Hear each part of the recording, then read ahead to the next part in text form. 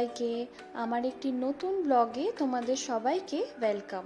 আজকে ছিল সানডে আর ঘড়ির কাঁটায় তখন বাজে সকাল 7:30। কিন্তু সকাল সকাল এত রোদ ছিল যে বাইরে বেরোবার আগে মানুষকে দুবার ভাবতে হবে। তো সকাল সকাল আমি বসে পড়েছিলাম গাছগুলোতে জল দেওয়ার জন্য।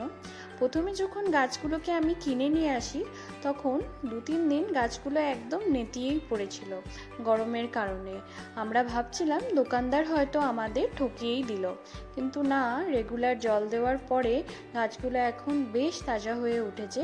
আর প্রত্যেকটা গাছেই 3-4টে করে কুড়িও এসেছে। ফুল হলে তোমাদের সঙ্গে নিশ্চয়ই শেয়ার করব।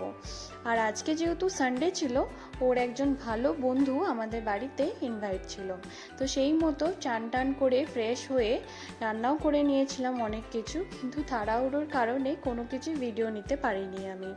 এই যে রেডি হয়ে নিয়েছি আর ওরাও পৌঁছে গিয়েছিল ঠিক টাইমে। সেই মতো আমরা লাঞ্চ করে ঘুরতে যাওয়ার একটু প্ল্যান ছিল। তো তোমরাও চলো, আমরা কোথায় যাচ্ছি দেখো।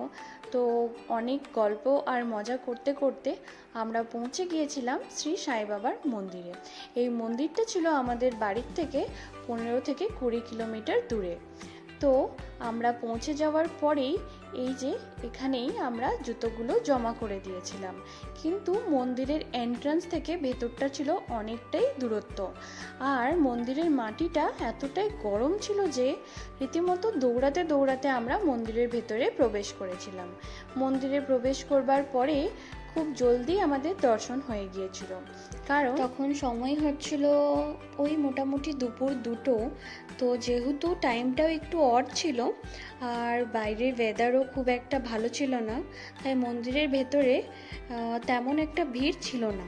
মানে রেগুলার যতটা ভিড় হয় ওরা সবাই বলা বলি করছিল যে মন্দিরটা দর্শন করতে প্রায় নাকি 2-3 ঘন্টা লেগে যায়, কিন্তু আমাদের আধ ঘন্টার মধ্যেই হয়ে গিয়েছিল সমস্ত কিছু।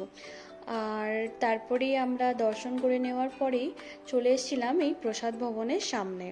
প্রসাদ ভবনটাও ছিল দেখতে অসাধারণ, কিন্তু আমরা ওই দিন প্রসাদ গ্রহণ করিনি, যেহেতু আমরা লাঞ্চ করেই গিয়েছিলাম। তো বাড়ির জন্য আমরা প্রসাদ নিয়ে নিয়েছিলাম, লাড্ডু প্যাড়া এইসবই আর কি। আর এইসব নিয়ে এই যে বাচ্চাটাকে তোমরা দেখছো, ওকে ওর সাথেই আমরা সবাই মিলে একটু খেলছিলাম। আর তারপরেই 4-5টা ঘুরেই আমরা বাড়ি ফিরবার উদ্দেশ্যে আবার বেরিয়ে পড়লাম।